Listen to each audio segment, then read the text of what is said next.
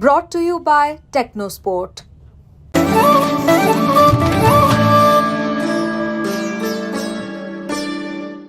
क्योंकि मैं इस वक्त पाकिस्तान में हूं, लाहौर में हूं 19 साल के बाद, और जब मैं पाकिस्तान आया हूं हुआ क्या कि पाकिस्तान की टीम चैंपियंस ट्रॉफी से बाहर हो गई है। पहले वो इंडिया से हारे और उसके बाद उनको खबर मिली कि न्यूजीलैंड ने पाकिस्तान के सपनों पर पानी फेर दिया। सो मेरे साथ अहमद शहजाद ही हैं। अच्छा, अहमद शहजाद उस टीम में थे जिसने आखिरी बार भारत को चैलेंज भी किया था और डिफेंडिंग चैंपियन चैंपियंस ट्रॉफी में भी थे। और अहमद भाई को तो मैं सुनता रहता हूं, आज मुलाकात भी है, आज क्रिकेटर भी है आपके अंदर एक मीडिया जर्नलिस्ट भी है और एक एक्सपर्ट भी है। बिकॉज मुझे लगता है कि हम आपको सुनते तो हैं बट इंडियन ऑडियंस भी जानना चाहेगी, और मुझे लगता है कि अहमद भाई पाकिस्तान में भी आज तक और स्पोर्ट्स तक देखा ही जाता है। तो आज मतलब मेरे जहन में सवाल ये है कि जब आप खेलते थे और मैंने भी कवर किया, और मैं पाकिस्तान 2006 के बाद पहली बार आया हूँ, लड़ाई बराबरी की होती थी। ठीक है, आईसीसी टूर्नामेंट्स में हम जीतते भी थे, लड़ाई बड़ी बराबरी की होती थी। आज ऐसा क्या हो गया है कि इंडिया शायद 4 कदम आगे चला गया है और पाकिस्तान वहां नहीं खड़ा है, 4 कदम पीछे आ गया है। क्या है ऐसी वजह? देखिए, if you ask me, obviously merit और obviously right man for the right job. The reason मैंने थोड़ी सी साइड पकड़ ली इस सिस्टम से, बिकॉज मुझे लग रहा था कि मेरिट नहीं और कोई प्रोफेशनलिज्म है नहीं, जिसकी वजह से पाकिस्तान टीम का जो भी आप देख रहे हैं हाल है बहुत अनफॉर्चुनेट है। ये वो टीम है जिस तरह आपने बताया, ये लड़ती है, और अभी भी आप पाकिस्तान और भारत के रिकॉर्ड्स देखेंगे तो पाकिस्तान आपको कहीं ऊपर ही मिलेगा। क्यों? वो इसी वजह से कि पास्ट में जो थी पाकिस्तान की टीम बहुत बड़ी थी और भारत भी हमारे पास नहीं लगता था। लेकिन अब आके it's other way around. Bharat ने क्या किया? देखो, यू लर्न ना, उसने अपना इंफ्रास्ट्रक्चर ठीक किया, प्लेयर्स को डेवलप किया, रांझी का जाल बिछाया और मेरिट पे right man for the right job लेके आए, और उन्होंने प्रोफेशनली काम किया।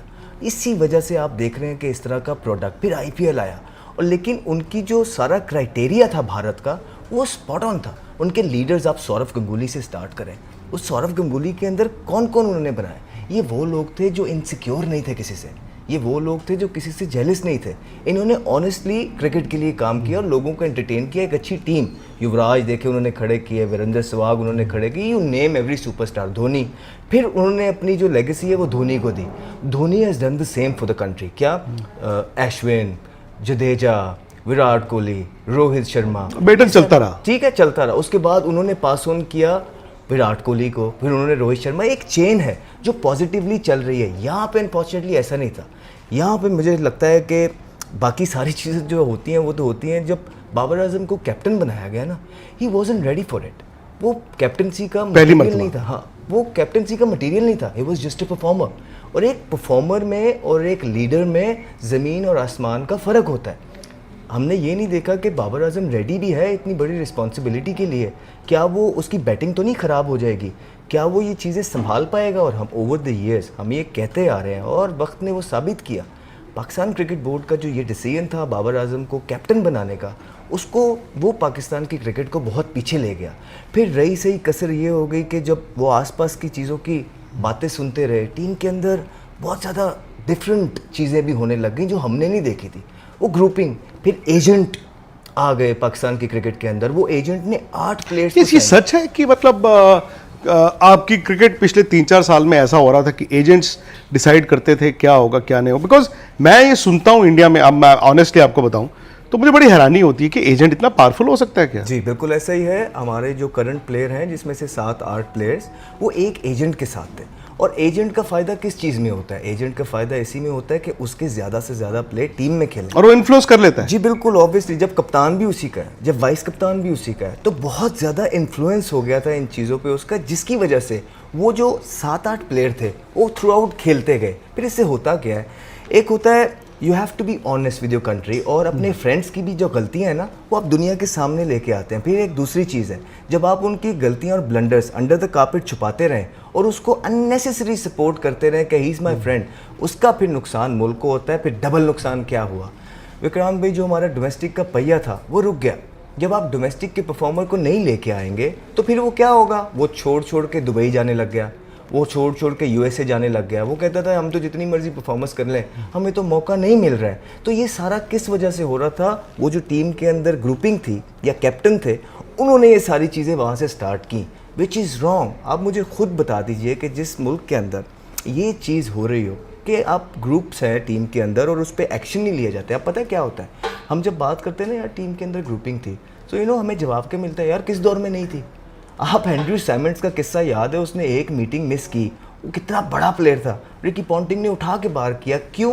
वो कह रहा था कि यार आज इसने किया है, ये इन्फ्लुएंस डालेगा बाकी के प्लेयर्स पे भी, सारी टीम का माहौल ख़राब हो जाएगा। और आज आप देखें, आपके लिए ग्रुपिंग अगर छोटी सी चीज़ है, ये लास्ट 1 साल से जब से हम वोकल हुए हैं बताते आ रहे हैं, now people have understand it, वो सारी चीज़ें उन्होंने देख ली हैं। सो आई थिंक ये जो एक डिसीजन थे 1-2, उसको पाकिस्तान क्रिकेट आखिरी 2 सालों में ना ये बहुत पीछे ले। फिर भी अहमद भाई मुझे ये बताइए कि क्या आपने, आई एम सॉरी मैं उस लफ्ज़ का इस्तेमाल करूंगा, उसने उतनी बुज़दिल क्रिकेट टीम आपने कभी सोची थी कि चैंपियंस ट्रॉफी में आपकी टीम इतना डर डर के खेलेगी? बिकॉज यार है तो पाकिस्तान ना, पाकिस्तान को बुज़दिली के लिए क्रिकेट के मैदान में कभी एसोसिएट नहीं किया गया था। देखिए बुज़दिली का जहाँ तक आप बात करेंगे, एक टिमिड अप्रोच जो है वो एट टाइम्स हमें देखने को मिली है। इनसिक्योरिटी है जी, ये किस चीज़ की इनसिक्योरिटी है भाई? हमें भी यही बोला जाता है कि आपकी इनसिक्योरिटी है, जब खेली यही प्लेयर्स रहे हैं पिछले 7 साल से, तो यही प्लेयर हैं, तो फिर किस चीज़ की इनसिक्योरिटी है? एक्सक्यूज़ है। मसला ये था स्किल का। आप जिन प्लेयर्स को आगे लेके चल रहे थे वो पोटेंशियल वाले थे नहीं, उनमें वो स्किल नहीं था कि वो पाकिस्तान को जो है ना मैचेस जितवा सकें। अगर 2-3 में था भी, लेकिन आपने एनवायरनमेंट उनको ऐसा दे दिया, वो भी आहिस्ता आहिस्ता करके नीचे एज अ कलेक्टिव टीम आप लोग एफर्ट कर नहीं सके। उसका यही मसला था कि जब आप अपने फ्रेंड्स को ओबलाइज करते हैं टीम के अंदर, तो वो जो फ्रेंड 1 ही 2 जो होते हैं वो टीम का सारा बैलेंस तोड़ देते हैं, जिसकी वजह से एक टाइम है आपका, तब तक आप पीक परफॉर्मेंस कर सकते हैं, लेकिन जैसे ही वो टाइम गुजर गया आपकी अपनी परफॉर्मेंसेस भी नीचे आती हैं। और जब आपकी परफॉर्मेंस नीचे आती हैं फिर आप टिमिड अप्रोच के साथ खेलते हैं। और ये सिर्फ पाकिस्तान के साथ नहीं होता, आप भारत को भी ले आए, दुनिया की कोई टीम ले आए, जब आप हार रहे हैं, आपकी परफॉर्मेंसेस नीचे हैं, क्रिटिसिज्म हो रहा है, तो आपको थोड़ी बहुत बुज़दिली नज़र आती है, और हमने देखी है ये थ्रू आउट हर टीम के अंदर। लेकिन अब करना क्या है? ये सारी चीज़ें तो हो गई, अब now is the right time. देखिए आप होस्ट थे यार चैंपियंस ट्रॉफी के, आप 4 दिन के अंदर 4 दिन में टूर्नामेंट, मतलब 4 दिन में आपका टूर्नामेंट खत्म हो गया। कि आपका एक ख्याल है हमें दुख नहीं होता? आप सोच सकते हैं कि हमने क्रिकेट को कितना जान से ज़्यादा प्यार किया है, हमारे खून में रग रग में क्रिकेट, लोग पाकिस्तानी है तो क्रिकेट जो है ना बड़े हुए हम इस नफ्स के साथ। और अब जब देखते हैं पाकिस्तान टीम की हालत और पाकिस्तान क्रिकेट टीम का जो स्ट्रक्चर है, बड़ा दुख होता है। सिर्फ यही वजह है कि आके कोशिश ये करते हैं, यही हमारे हाथ में है प्यार से, कि यार आपको रिफॉर्म्स करने हैं, आपको नेसेसरी चेंजेस लेके आने हैं, आपको right man for the right job लेके आना है।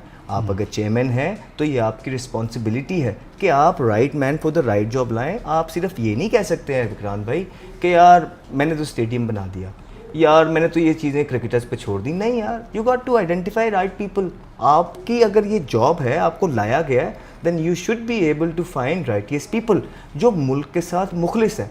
अब मसला ये आ जाता है कि वो यहाँ पे भी एक वो ग्रुपिंग है जो बाहर वाले चेन है, वहाँ पे भी कुछ आध प्लेयर्स हैं जो आपको बार बार वही नज़र आ रहे हैं, जो फॉर्मर प्लेयर्स जी आपको बार बार वही नज़र आ रहे हैं सिस्टम में। उनसे आगे सिस्टम देख नहीं पा रहा है, उनसे आगे को सिस्टम शायद नज़र नहीं आ रहा है।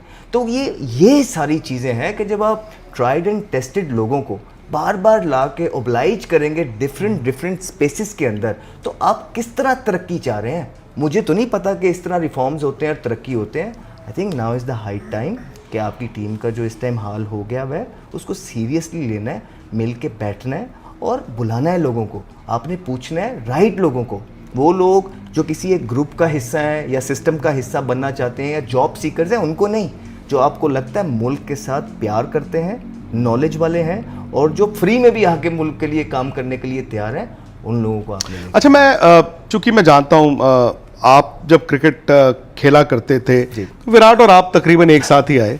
मतलब उस टाइम पे तो ये भी कहा जाता था कि विराट और आपको कंपेयर भी किया जाता था लुक्स में भी और फिर क्रिकेट में भी। शायद कुछ साल पहले हम सब ने भी गलती की। मैंने भी कहा कि जिस रास्ते पे विराट चल के मंजिल तक पहुंच चुके हैं, शायद बाबर उस रास्ते पे चल रहे हैं। बाबर उस रास्ते में कैसे खो गए? बिकॉज पोटेंशियल तो था, दिखता था उनमें पोटेंशियल था एज बैट्समैन कि हाँ यार आने वाले वक्त में मैं पाकिस्तान का एक अच्छा बैट्समैन बनूंगा। आपने कप्तानी की बात की, शायद मेरा ही मानना है कि कप्तानी जब उनको ले ली गई और फिर दोबारा उनको कप्तान बनाया गया, शायद वो उन्होंने गलती की, बिकॉज आपकी टीम में अगर पावर स्ट्रगल हो गया, भाई मैं तो मानता हूँ 3 महीने में आपको चोट लगे, वो घाव नहीं होता, आपको कप्तानी से हटाया गया, आप 3 महीने में आपने कप्तानी ले ली, मैं तो उसको भी मानता हूँ। बट पहले उनकी बैटिंग को क्या हुआ? और ये जो डिबेट मैं कभी बाबर वर्सेस विराट नहीं करता था, मैं ये करता था हमेशा कि जहां विराट हैं, क्या बाबर वहां जा सकते हैं? सबसे पहले जो आपने मेरी बात की, वो लुक्स की हद तक तो ठीक रखते हैं बात। जहाँ तक मेरा कंपैरिजन उनके साथ होता था वो गलत था। नहीं यार, बैटिंग आप जबरदस्त करते थे। नहीं सर, विराट कोहली के साथ कंपैरिजन नहीं कर सकते आप किसी का।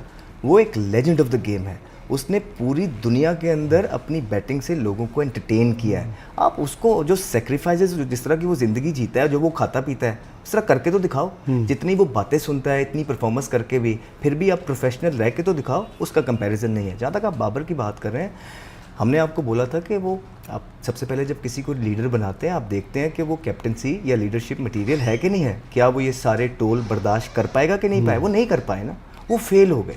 क्योंकि कैप्टनसी आसान नहीं है। आपने प्रेस को भी फेस करना है, आपने अपनी परफॉर्मेंसेस भी देखनी है, आपने प्लेयर्स को भी खुश रखना है, आपने यंगस्टर्स को ग्रूम करना है, आपने जो क्रिटिसिज्म का सामना करना है, आपने पाकिस्तान क्रिकेट बोर्ड को भी कन्विंस करना है, फिर उसके बाद आपने कमर्शियल्स भी करने हैं, फिर आपने जाके कहीं अपने फ्रेंड्स को भी जो है ना लेके चलना है, फिर आपने कहीं परफॉर्मेंस, तो वो इसमें प्रोसेस में पीछे रह गए। आपका कंसिस्टेंट रहने का ना एक प्रोसेस होता है जिसमें आपने दुनिया के साथ साथ मूव करना होता है, इनोवेट करना होता है कि दुनिया किस तरफ जा रही है, मेरे में किस चीज़ की कमी है। वो सारा फोकस जो है, जिस तरह आप बड़े प्लेयर, अभी आप सचिन पाजी की बात कर रहे थे, इस तरह पाकिस्तान के अंदर भी जो है इस तरह के प्लेयर मौजूद है, यूनुस खान वगैरह, ये बड़े थॉरो प्रोफेशनल लोग थे जिन्होंने पाकिस्तान को बड़ा सर्व किया और एक अच्छे वर्क एथिक्स के साथ। तो ये कहीं ना कहीं जब मिस हो जाती है ना चीज़ें, फिटनेस आपकी नीचे रह जाती है, तो वक्त के साथ साथ आप मूव नहीं करते हैं, फिर पीछे रह जाते हैं। उन्होंने कंसिस्टेंटली परफॉर्मेंस कर रहे थे, लेकिन जिस टाइम उनको लाया गया वो तब भी स्लो खेलते थे।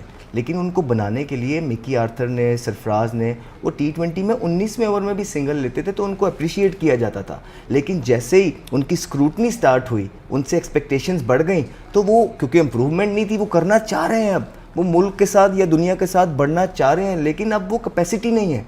आपने वो प्रैक्टिसेस जो करनी थी, जो सेक्रीफाइसेस पिछले 3-4 साल में करने थे, to be able to linger around with the world, आप नहीं कर पाए। आपके पास वो लॉफ्टेड शॉट नहीं है, वो डंड नहीं है आपके पास, वो मसल नहीं है। आप वो अपने ही एक शेल में अभी तक, फिर हुआ क्या, प्रेशर डेवलप होता रहा, कप्तानी से गए, फिर कप्तानी से ले आए गए, फिर कप्तानी से उतारा गया। T20 में सारी दुनिया बोल रही है कि पीछे रह गए हैं, वो शॉट्स नहीं है। टेस्ट में उनको एडजस्ट करने की शुरू से मिकी आर्थर ने कोशिश की, कभी चौथे पे खिलाया, कभी 5वें पे खिलाया, कभी तीसरे पे खिलाया।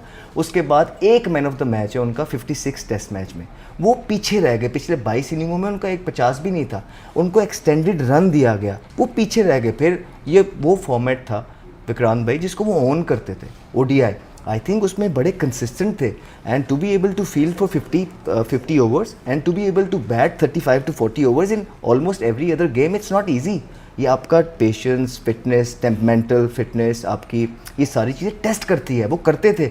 लेकिन अब आपके सामने ये वो फॉर्मेट है जिसको वो ऑन करते थे, लेकिन अब वहाँ भी उनका बल्ला उनसे रूट गया है। और हालात इस तरह है कि जो इन्वेस्टमेंट पाकिस्तान ने उन पे की थी, वो इसलिए की थी कि ये लोग ICC के इवेंट्स जितवाएंगे। 7 से 8 इवेंट्स हो गए। ये पूरे का पूरा जो ग्रुप है, या जो वो प्लेयर्स, जो सीनियर प्लेयर्स हैं पाकिस्तान क्रिकेट टीम के अंदर, ये 7 से 8 इवेंट्स खेले हैं और पाकिस्तान को कुछ भी जितवाने में आई थिंक पाकिस्तान ने एक फाइनल खेला है 2022 में T20 का, 21 में आप सेमीफाइनल खेले हैं मेरे ख्याल। उसके अलावा हालिया जो बड़े टूर्नामेंट्स हुए हैं, शायद पाकिस्तान नॉकआउट्स में भी नहीं गया है। सर देखिए, आप जो फाइनल में भी पहुंचते हैं या आप सेमीफाइनल भी खेले, उसमें कितनी दफ़ा ऐसा हुआ है कि अल्लाह करे वो जीत जाए, कुदरत का निज़ाम, वो बाहर हो जाए, अल्लाह करे उस मैच में बारिश हो जाए, अल्लाह करे उस दिन वो टीम ही ना आए, और वो होता गया 1-2 दफ़ा, तो आप हो गए। लेकिन लॉन्गर रन में आपको कंसिस्टेंट रहना है, आपको अपनी टीम बनानी है, गलतियों से सीखना है।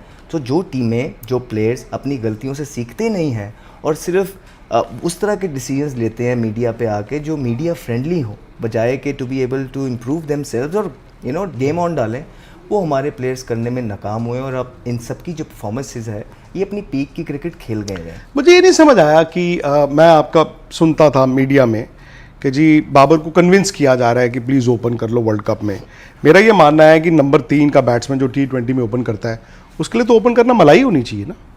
आप रिलेक्टेंट ओपनर क्यों हैं? और अगर आप रिलेक्टेंट ओपनर थे तो क्या पाकिस्तान को फिर उनको ऊपर भेजना चाहिए था या फिर 3 नंबर ही छोड़ देते? नहीं देखिए ना, उसमें भी एक टाइम है ना विक्रांत भाई, अगर तो आपके पीछे फॉर्म लगी हुई है तो वो जो मसल मेमोरी आपकी ओवर द इयर्स डेवलप हुई हुई है कि जैसे ही ओडीआई का नाम आता है वो सारी चीज़ें टेक ऑन कर लेती हैं, टेक ओवर हो जाती हैं, आपकी रूटीन रजीम वो सारा याद करता है।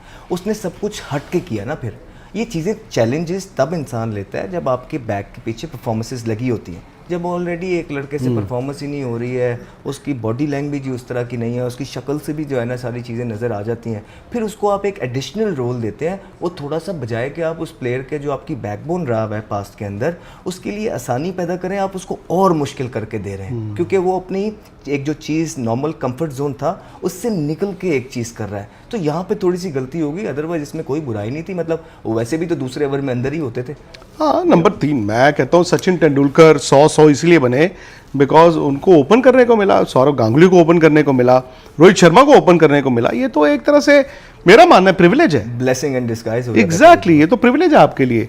रिजवान की कप्तानी, देखिए if you ask me, ground के अंदर फिर भी थोड़ी बहुत उनकी कैप्टनसी ठीक है, बट अगेन क्या वो यंगस्टर्स को ग्रूम कर पाएंगे?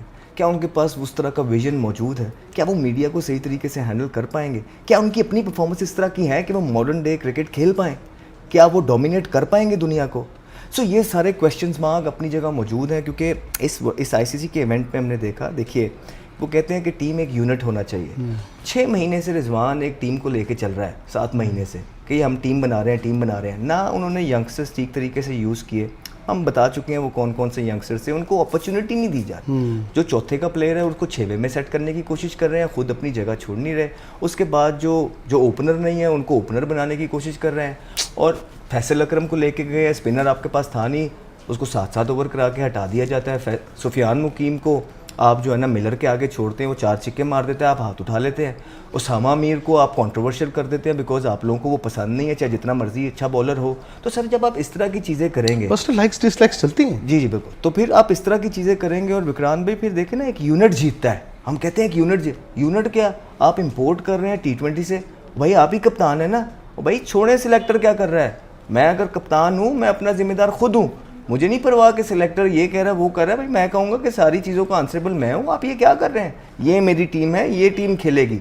तो अभी जो टीम ये लेके गए हैं 5 प्लेयर तो इन्होंने इंपोर्ट किए हैं। एक ऑलराउंडर फ़हीम अशरफ, उनको वो ले आए, सारी इन्वेस्टमेंट करते रहे वसीम जूनियर पे, सारी इन्वेस्टमेंट करते रहे अब्बास अफरीदी पे, in the end of the day वो किसको लेके आमिर जमाल पे करते रहे, वो ले आए फ़हीम अशरफ को। फिर सारा मतलब बोल के मर गए कि यार आप देखो आपको स्पिनर चाहिए, आप एक स्पिनर के साथ जा रहे हैं, आप कर ये रहे हैं, बैटिंग लंबी करते हैं कि बैटिंग पे चीज़ें ना पड़ें। और नहीं यार, अगर आपके मुल्क के अंदर उस तरह के ऑलराउंडर्स मौजूद नहीं है जो आपको चाहिए, तो फिर आप अपना फॉर्म ऑफ प्ले चेंज करते हैं, अपना विनिंग स्ट्रेटजी चेंज करते हैं, जो अवेलेबल रिसोर्सेज हैं उसके साथ एक विनिंग स्ट्रेटजी बनाते हैं। फिर वो जिस तरह के देखें ना जो एक्सक्यूज़ दे रहे हैं, जो कैप्टनसी भी उन्होंने की है आप लोगों के सामने, फिर एक्सक्यूज़ क्या दे रहे हैं, देखिए जी वो जडेजा भी तो है, वो ऑलराउंडर है, वो अक्सर भी तो है, वो और मेरे भाई वो बॉलिंग ऑलराउंडर हैं, वो पहले बॉलर हैं पूरे, उसके बाद उन्होंने अपनी बैटिंग इंप्रूव की है। आपके जो खुशदिल शाह और सलमान अली आ गए, ये बैटिंग ऑलराउंडर हैं, ये बैट्समैन है उसके बाद बॉलर हैं। और आप देख लीजिए कि जहाँ जहाँ पाकिस्तान ने स्ट्रगल किया है, मोस्ट ऑफ देम इसी वजह से किया है कि जहाँ पे उन्हें विकेट चाहिए होती थी वहाँ वो पार्टनरशिप डेवलप करवा देते हैं। आप न्यूजीलैंड के अगेंस्ट देख लीजिए, 3 आउट कर लिए, उसके बाद पार्ट टाइम ले आए। उसके पिछले मैच में आप देख लीजिए 2 आउट कर लिए, उसके बाद पार्ट टाइम आ जाते हैं। तो यहाँ पे पाकिस्तान ने स्ट्रगल किया है। फिर एक वाहिद टीम होगी पाकिस्तान की जो किसी ओपनर के साथ नहीं गई, जिसके पास एक ओपनर था बस, फ़खर, वो भी इंजर्ड हो गया।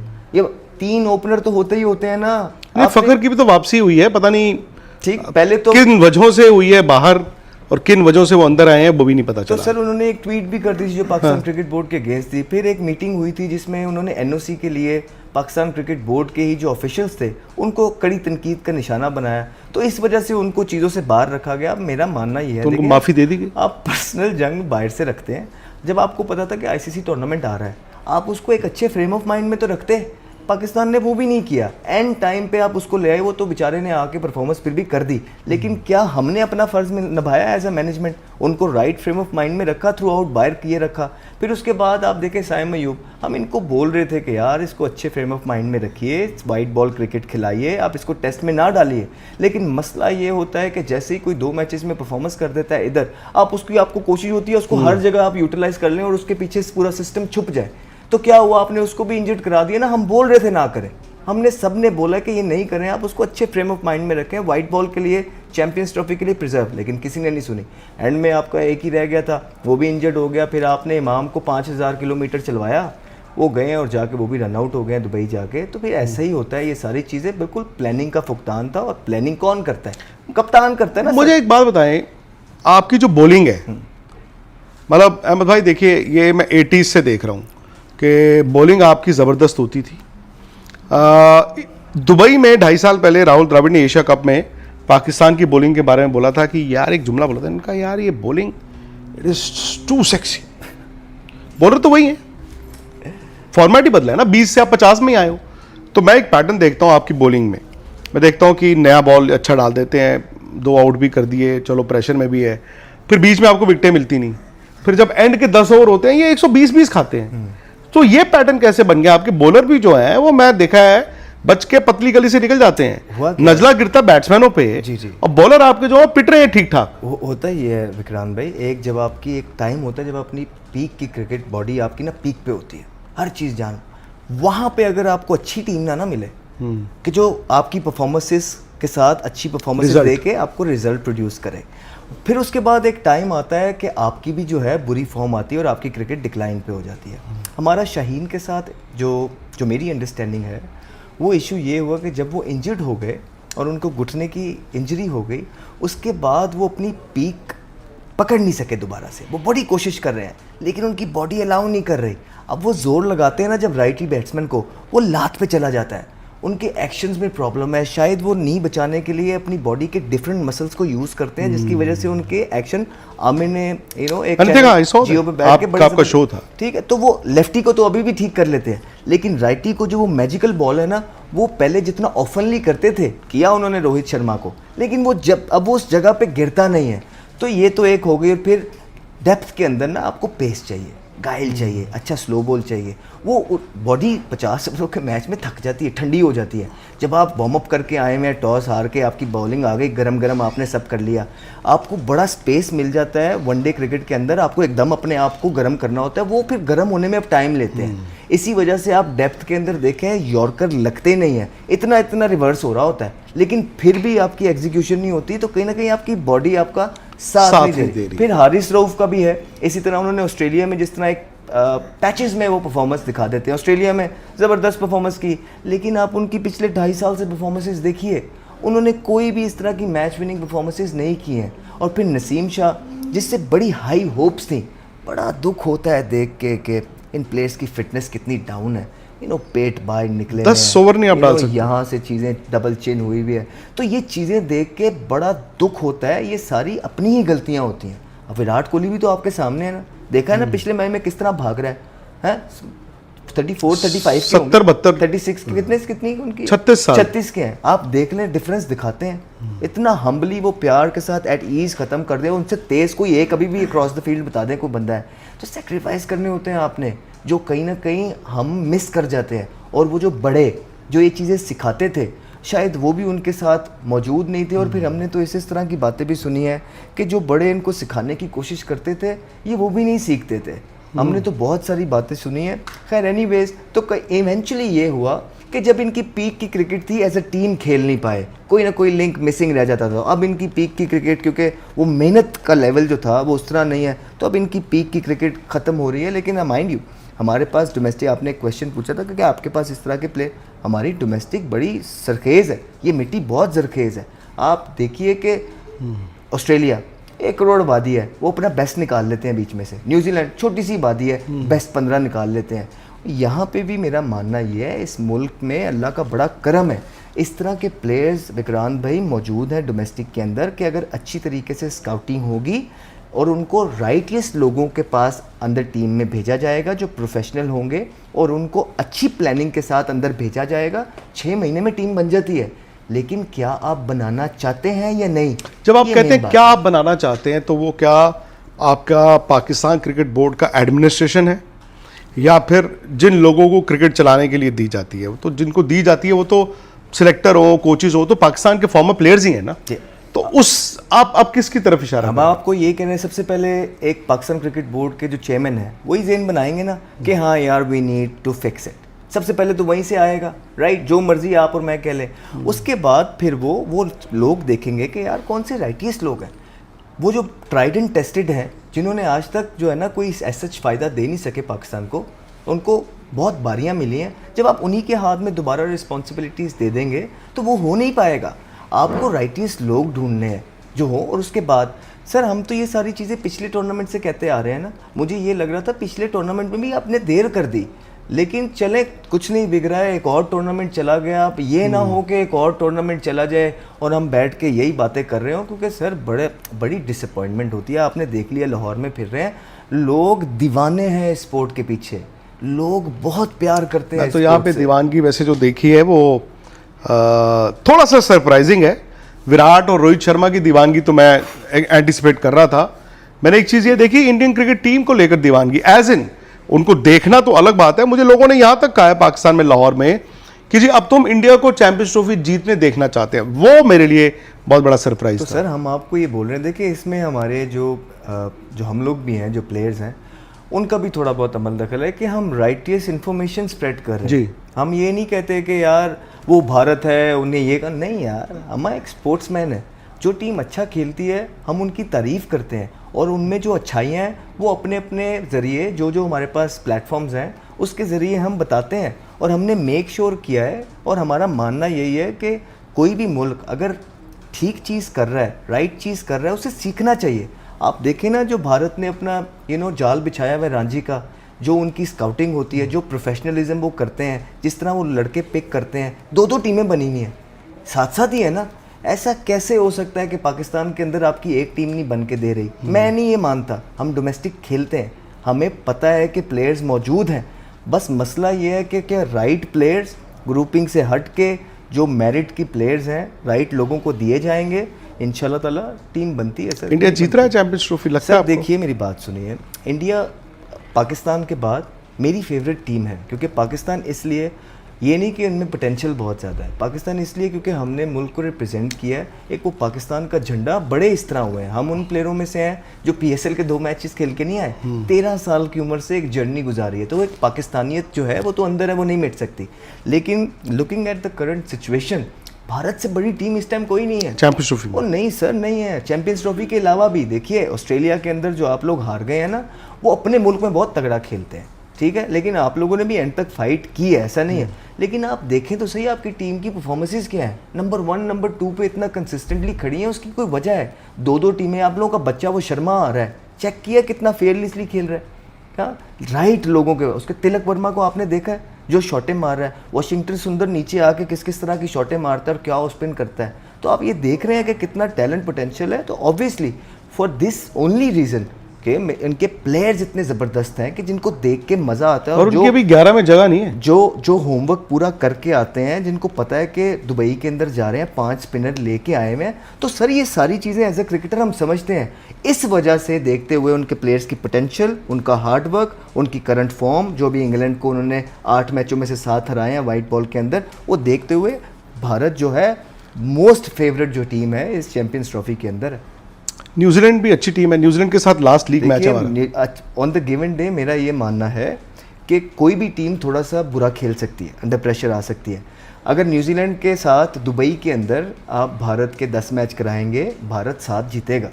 आप इस तरह देखा करिए हमेशा मैच को। एक मैच ऊपर नीचे तो कोई भी किसी से जीत जाता है। एक मैच में विक्रांत गुप्ता जितना भी प्लेयर होगा, हो सकता है वो बॉल मिस कर दे, कोई फलाना जितना मर्जी बॉलर होगा, हो सकता है उसकी बॉडी ना लगे, एज ए टीम आप परफॉर्म ना कर पाओ। लेकिन दुबई के अंदर जो रिसोर्सेज रोहित शर्मा के पास मौजूद हैं और जो रिसोर्सेज सेंटनर के पास मौजूद हैं, I am not taking away anything from Santner team, but Dubai की कंडीशन के हिसाब से भारत सबसे आगे है इस टाइम। आपके दोस्त हैं विराट कोहली, जी जी, क्या ज़बरदस्त बैटिंग कर रहे हैं। हमें आपने सवाल किया था ना कि बोला था कि फॉर्म के अंदर हैं, हमने आपको बोला था कि देखिए ये पाकिस्तान के मैच का एक तो इंतज़ार कर रहे होते हैं, फिर सही बात है, फिर एज ए क्रिकेटर हमने, क्योंकि उन्हें फॉलो करते हैं भारत के सारे मैचेस, तो जो इनिंग उन्होंने इंग्लैंड के खिलाफ खेली थी ना आखिरी मैच में 50 रन, वो उससे बड़ा कॉन्फिडेंस पता है क्यों आया कि देखने को ये मिलता है कि सिर्फ 50 स्कोर किए हैं, लेकिन जिन कंडीशंस में वो किए थे ना, मुझे एज एन ओपनर पता है कि भाई दोनों तरफ सीम हो रहा था, प्रॉपर सीम हो रहा था,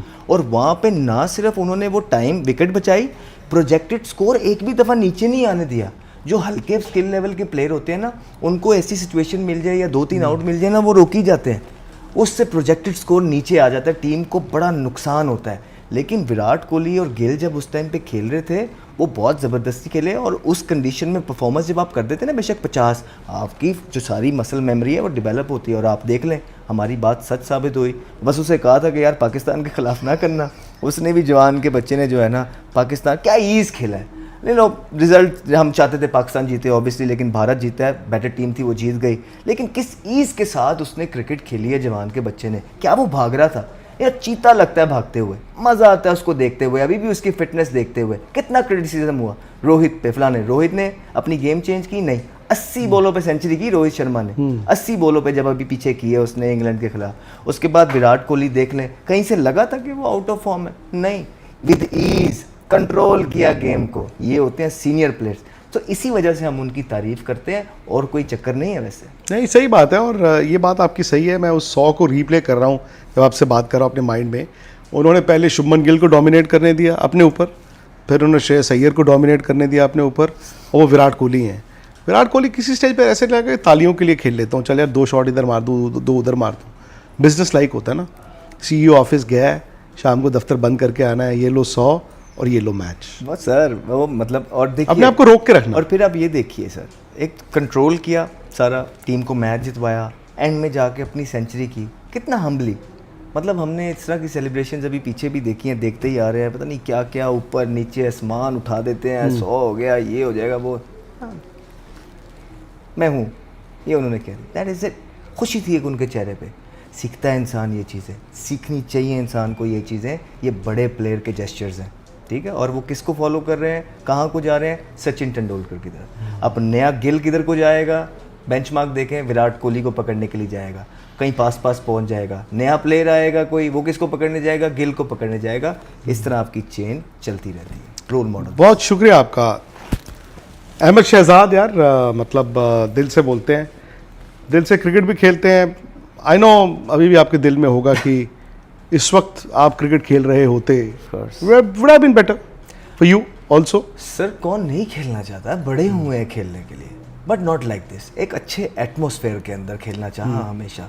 तो जब दिल भर गया ना ये चीज़ें देख देख के, तो फिर अंदर कुछ कर नहीं पा रहा था, तो मैंने कहा बाहर आके मुल्क का अपनी कैपेसिटी में जो बेटरमेंट कर सकते हैं वो करेंगे सर, और वो आगे भी करते चले जाएंगे। अदरवाइज कौन चाहता है सर मुल्क के साथ ना खेले, ये बहुत बड़ी जो है ना अपॉर्चुनिटी होती है मुल्क को रिप्रेजेंट करना। नहीं, और आई कैन सेंस मायूसी भी होती है यार। चैंपियंस ट्रॉफी एक बहुत बड़ा ओकेजन था पाकिस्तान के लिए 1996 के बाद, एक ICC टूर्नामेंट, और अगर आप 4 दिन में उस टूर्नामेंट से बाहर हो जाते हैं तो वो आसान नहीं होता।